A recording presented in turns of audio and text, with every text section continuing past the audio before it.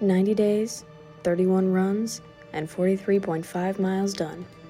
5 days, 2 runs, and 5 miles to go. I have a cold. I'm vlogging the week of my first ever 5K race. Except I am hoping that on Sunday I won't sound like this. Please. I'm gonna stretch, get myself a little more comfortable.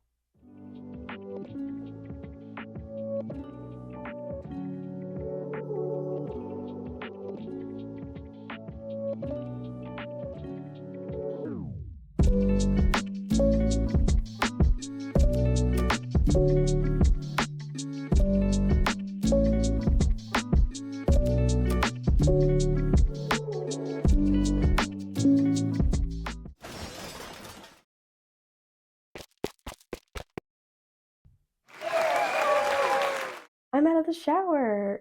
So, more of why I'm doing this.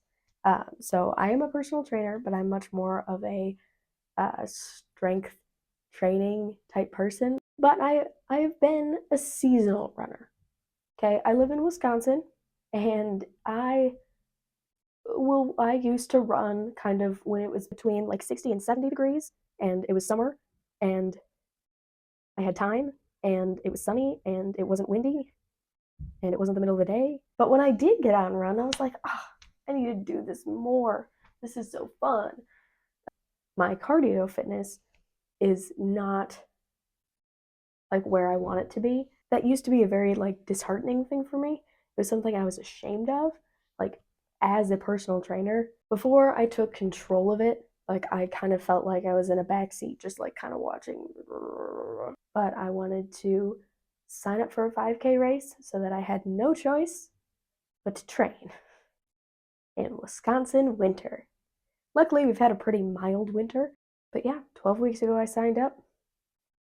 I've done a pretty good job keeping up. I haven't raced before, but I've run 3.1 miles. So even I knew that even if I didn't hit all of the training that I needed to, or like everything that I wanted to hit, I can run a 5K. It just might not be as like fast as my goal happened to be. Basically, throughout the week, I plan to keep you updated on just the runs and how I'm feeling. And of course, you'll come with me to the race. I had a 1K run today that I did. It turned into a mile on Thursday. I will have a 25-minute recovery run. And I'm using Nike Run Club to train for this race. It's one of those things like I'm a personal trainer. Could I make my own workout plan? Yeah. But I don't want to. Maybe I'll check in tomorrow. Maybe I won't check in till Thursday. And you'll find out in like a millisecond. Good morning. It is Wednesday, and it's a snow day. Clearly. It's supposed to get worse later. I'm probably going to do a little stretch today. I'll film it when I do, just to kind of break up the day. But I'm feeling pretty good. Keep these vibes rolling. Let's go immune system. All right, I'll see you later.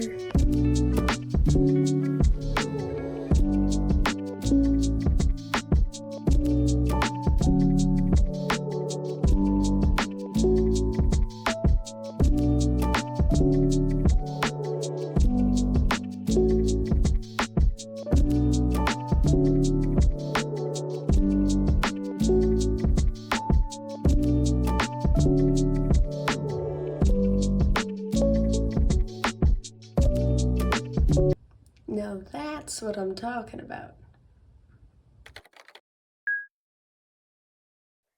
Just got back from my last run before race day, and I sound better, and I felt better, like all day up until that run I just did. Oh my God. I was not putting the easy in easy run, let me tell you that. But I can't run any slower. I think that's the one thing they don't tell you, like you're supposed to run easy, but like you can't run easy if you can't run. All runs are hard. I still need to improve my cardio a little bit. Like a 25-minute easy run, I can generally maintain my like 4 mile per hour pace. I'm so fast, guys. I'm so fast. It used to be after 20 minutes, and now it's like after 25 minutes. Like all of a sudden my heart rate hits a point where it's just off the charts. Still don't feel that awesome. But it is Thursday, and I still have Friday, Saturday to recover. But yeah, at the end, I will also give some tips as a personal trainer on how I would recommend you go about running a 5K, or if running is something you want to get into, what I would recommend.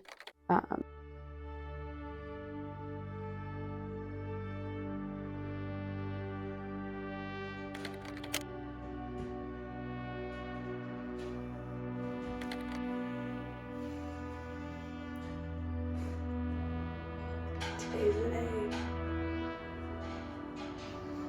I'll be alright eventually. I did my hair to get it out of my face, and then I grabbed some cereal. I put on sweatpants, socks, my race shirt, and grabbed my ultras. It was so cold and so snowy. I pinned on my bib thing and sat in the car until 8:45, and then lined up at 8:58 for the race to start at 9. It was windy and busy. 3, 2, 1. And you are on. This is our Cupid Shuffle. They were off. It took about 2 minutes for me to actually cross the line, and apologies in advance, my family only filmed in vertical, so the quality might not be lovely. But yes, there I am, my little wave. Super cute. Just about 36 minutes and 40.5 seconds later, I turned the corner on my final stretch and finished the race off nice and strong. Excellent work by all of our athletes. Again, 5K athletes, finishing athletes. I'll start saying finishing athletes. Right hand turns to the finish line. Finishing Here's the athlete. lovely picture the race photographer took of me, and some other pictures that I took. Here are the stats if you're interested. And then I went to get a fun little drink and carry on with the rest of my day. I'm very emotionally attached to this medal now. Please forgive my bad lighting and if I seem tired. This is the 4th time I've recorded this clip. Yeah, but here we are. The race went really well. I had a lot of fun. If you had asked me right after the race if I was going to do another race, I would have said, sign me up for a marathon. I was very thankful to my family for coming out and supporting me, even though it was a residential area, so there wasn't really that much like spectator-ish. They just kind of watched me start the race and then watched me end the race. It seems like I did a really good job pacing myself, like as it probably should be. I got faster and faster as I went. So the last part of this video, I do want to make some like tips, recommendations on if you are somebody that would like to start running or do a 5K or maybe even more. But first is to sign up for a race. Even if, there were people at my 5K that were walking it. Like it's not that deep. All right, put some dollars down and then you have to train. And also find a race in your area that was fun. Number 2 is to make sure you have a training plan. I highly recommend Nike Run Club. They have guided runs. They have training programs now for a 5K race. And they do a good job. Like they have coaching if you like having like someone in your ear kind of guiding you through it. If you don't, that's fine. So it's a free resource. It's amazing. I've also tried the Couch to 5K program. It wasn't my favorite personally because I'm too nice to myself. And Couch to 5K, their big thing is like intervals of walking and running. And so basically over the time you go from this big of an interval of walking to this big of an interval of running. And you just kind of through through that process. I've also seen like that runna thing. I don't know what it is. I don't know if it's free. I'm sure editing me will put something in. Hi, it's Editing Avery. I looked it up. It would have taken you 10 seconds, but that's okay. It's like 20 bucks a month or $120 a year. It looks like it's mostly AI, but they also have some coaches.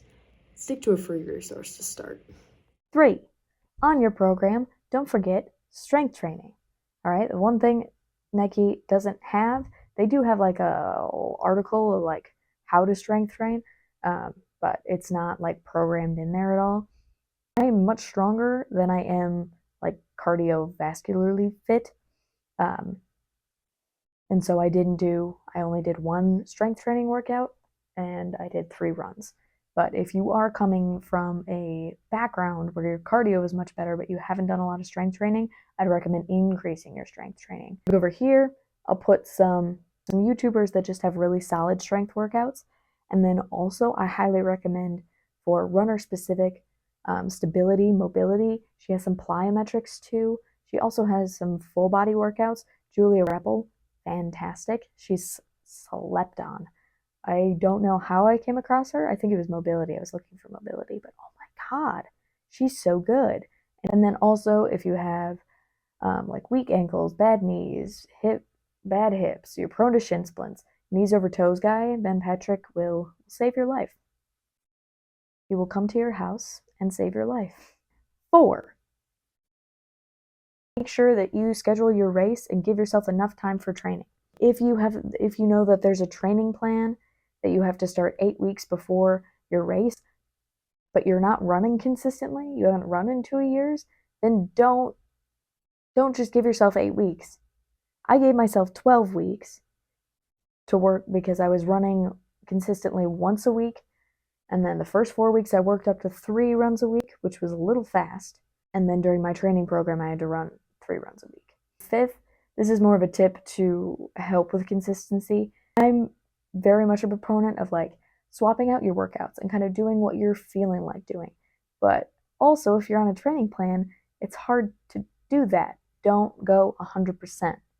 Like, leave a little bit on the table. Maybe that means you run for 20 minutes and 20 minutes hit and you feel like you could go 5 more, but you don't. That's what I used to think running was just run yourself until you can't run anymore. And then the next time I would try to get myself to go run, I would remember how horrible I felt and not want to do it. But if I had stopped 5 minutes earlier, I would have been tired, but accomplished and excited to run again. I haven't done a video like this before, but if you did enjoy it, please give it a like button so that I know that you want to see more like this from me, and subscribe to the channel because I have all sorts of video ideas that I am working on at a pace, and it really just depends on my school schedule and other obligations of when I will get them out, but I do really love making videos and it's not going to go away. So if you subscribe and you don't see anything for like 3 weeks,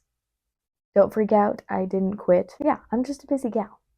Okay, so subscribe to the channel if you're new, and I'll see you pretty soon, I'm sure.